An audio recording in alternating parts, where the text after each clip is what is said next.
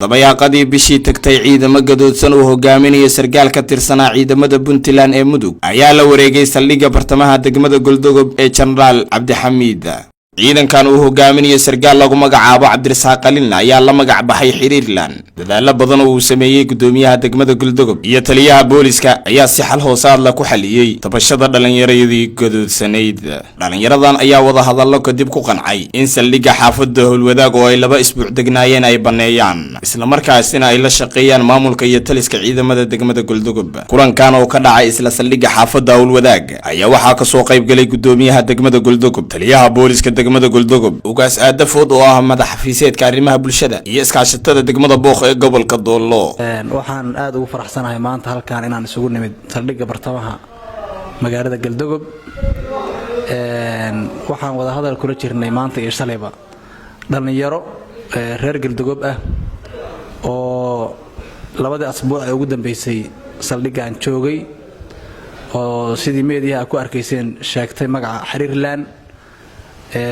run ahaantii dadku way og yihiin magaalada Galdogob dhul ahaan iyo magaalo ahaan iyo maamul ahaanba waxay ka tirsan tahay dawladda Puntland. dadka iyo shacabkuna way og yihiin waana ku qanacsan yihiin waana dhul Puntland.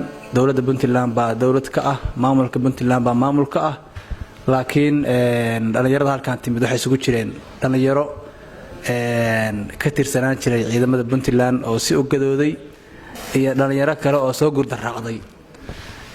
Xiriirland waan maqalnaa badanaa waxa lagu arki jiray meediyaha, laakiin laguma arki jirin dhaqdhaqaaqyo iyo ciidamo iyo saldhigyada dawladda iyagoo soo gala.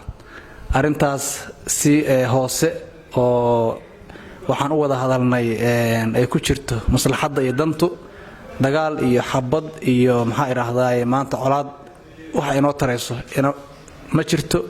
wadanka waxa ka jira abaaro, waxa ka jira qoleysyo kale ka jira, meelo kale ayaan dagaal kula jirnaa. dhaxdeena maanta dagaal iyo xabad ma taalo.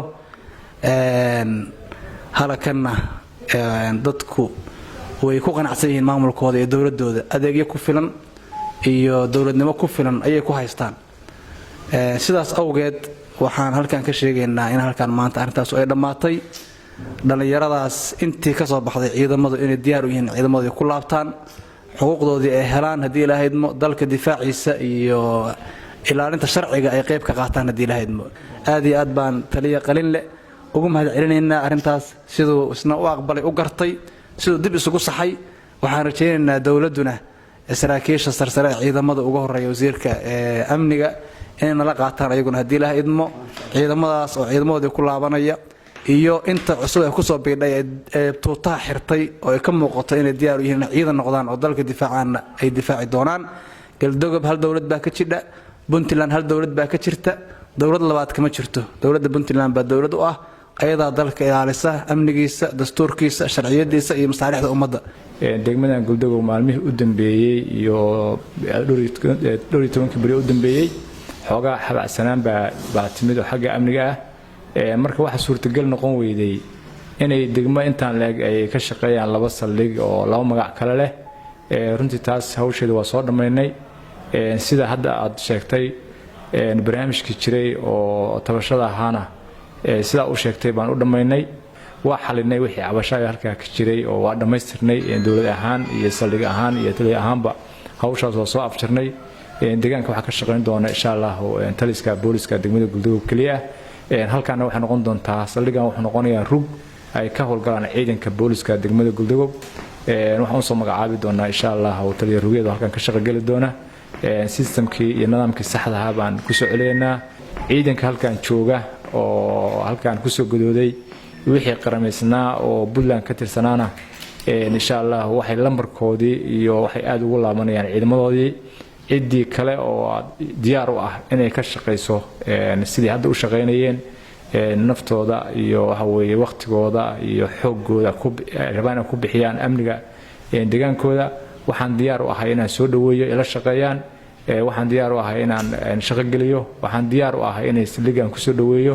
annaga deegaanka Soomaalida Itoobiya xukuumadeeda maadaama aan darisnahay dawlad goboleedka Puntland waxaan haddeertaan aqoonsanay oo aan isla qaadanay wiilashan dhalinyarada in ay yihiin wiilal u dhashay Puntland xiriirland wax la yiraahdana aysan ahayn dawladda aan maanta anagu u naqaana Galdogob oo xiriirka iyo nidaamka kala leenahayna waa iyaga oo waa Puntland wax ka sokeeya oo naqaanana ma la taliyaha saldhigga booliska waa naqaana gudoomiyaha degmada waa naqaana qalin loo hadeertaan ciidankiisa caana ka dhan iyo degmadii joogana waa naqaana wixii ka sadeexeeyo oo yimaado maadaama argagixiso iyo nidaam la iska ilaalinayo wixii dambe oo ciidana oo ka abuurma waxay u shaqeeyaan ma garan karo dawladda Itoobiya intaas aan u gudbinaynaa dawladda Puntland intaas aan u sheegaynaa waxaanu naqaanaa madaxweynaha dawlad goboleedka Puntland Saciid Cabdullaahi Deni iyo qorshihiisa gudoomiyaha degmada Galdogob wuxuu ahaa dadkii ugu horeeyay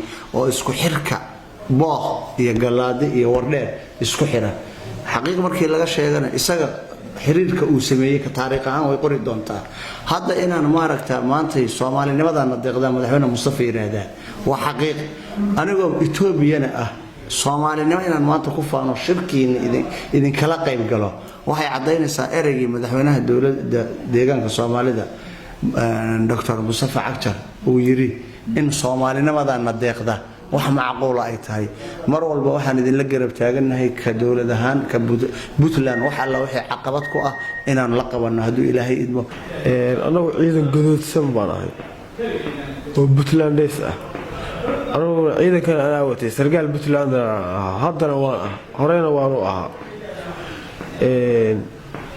wixii shacab oo maleeshiyada aan watana dawladdeedu waa soo rujuucay in aan dib leeyahay qarameeyaan doonayaa difaaca dalkayga aan ka qayb qaato maamulka xiriirland waa maamul aniga iga dambeeya ma jiro mid iga horeeyayna ma jirin xiriirland waa aniga shakhsi ahaantayda ahaydba arrintu qurux badan lagu dhacday anagu Puntland baan nahay saraakiil Puntland aan nahay ciidan Puntland aan nahay wixii kale dib ah ciidan oo aan watana dawladda waxaan ka codsanayaa madaxweynaha iyo dawladdeeda iyo xildhibaanadayda in ay noo qarameeyaan ciidamada xildhibaanka aad baan ugu hambalyeeynaa Cabduuli Yuusuf aad baan ugu hambalyeeynaa gudoomiyaha degmada taliyaha booliska degmada Galdogob waa wada shaqeynaa taliyaha ciidanka booliska degmada Galdogob aad iyo aad si waliba hagar la'aan ah baan ula shaqeynayaa waxaan khibrad iyo aqoon leeyahay waa ku siyaadinayaa Deeq Saciid Maxamed Gacal Media Production.